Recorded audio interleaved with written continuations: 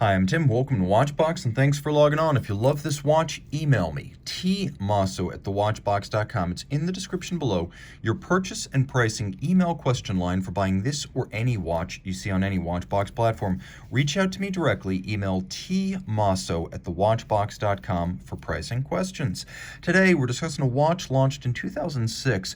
Bold and yellow gold, diamond and sapphire paved. This is the Rolex Oyster Perpetual GMT-Master II 116718 SANR, a timepiece 40 millimeters in diameter by 12.3 millimeters thick, 48 millimeters from lug tip to lug tip, and if you measure end link to end link, the distance across the wrist is 50.8 millimeters with a 20 millimeter spacing between the lugs. The watch is heavy. All solid end links, solid center links, milled clasp, and a solid gold caseback mean this watch feels larger than a standard 40 millimeter yellow gold watch will. The solidity of Rolex bracelets is such that a gold Rolex with a full bracelet feels like a platinum watch from another brand.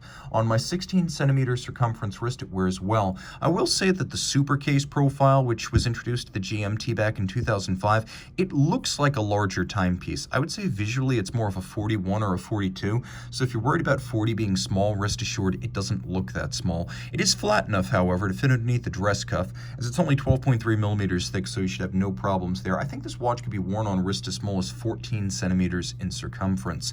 Taking a look at the hardware, it's the Oyster bracelet, 3 links, staggered alignment, polished outer faces, satin shoulders, polished center links, removable links fixed by screws. You've got several removable links in the bracelet, and then you've got the Easy Link system internally, which is an in and out tool-free adjustment equivalent to adding or removing one full-sized link, so it's about 5 millimeters. You can also see, especially from this angle, that there are divots drilled inside the clasp, 3 of them, so you can use your strap tool to re-anchor the bracelet inside the clasp.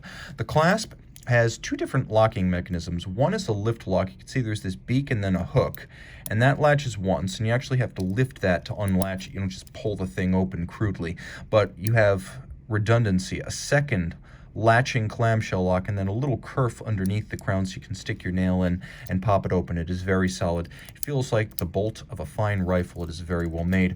Rolex makes its own bracelets, cases, clasps. It even has its own foundry to smelt its own gold. So this is from Rolex's own foundry, a lovely and lustrous yellow gold. The lugs are diamond paved.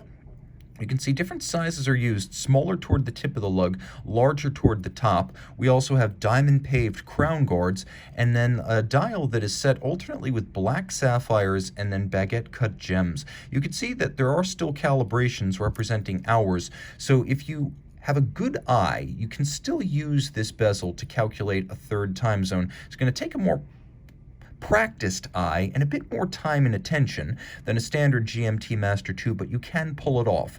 Now on the dial is black lacquered. The hands as well as the indices are 18 karat yellow gold. You do still have that true dual time functionality. You can move that local hand, jump the date forward and backwards. It continues ticking. The 24-hour hand and the minute hand are not affected. This allows you to adjust your local time as you travel. Pull the crown out all the way, and now hacking seconds is active, and you can see I move all the hands except the seconds hand, and that 24-hour hand moves at half the speed of the local hour hand. Green GMT Master lacquered down at 6 o'clock. This crown, as you can see, is a Rolex Triplock Crown in gold, you know, because it has 3 dots, and the one in the center is the big dot. If this were a platinum Rolex crown, it would be a small dot in the center with large flanking dots. Caseback, not much to see, but you get a solid medallion of gold as your caseback, which contributes to the weight of the watch. Inside, Rolex manufacturer, automatic caliber, 3186, 31 jewels, automatic winding with bidirectional action, 48-hour power reserve, 8 beats per second, stop second, 12 and 24-hour dual time, COSC chronometer. It's shock resistant thanks to a full balance bridge and a free sprung index, and it is also precisely adjusted thanks to that free sprung balance architecture, as the balance is Rolex's own with micro Stella adjustment nuts to change the polar moment of the balance rather than move a mobile stud index that might be shock susceptible.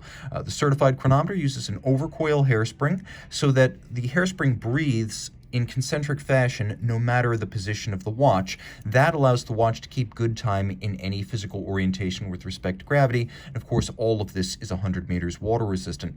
Reach out to Team Mosso at thewatchbox.com for purchase and pricing details of this Rolex GMT-Master II.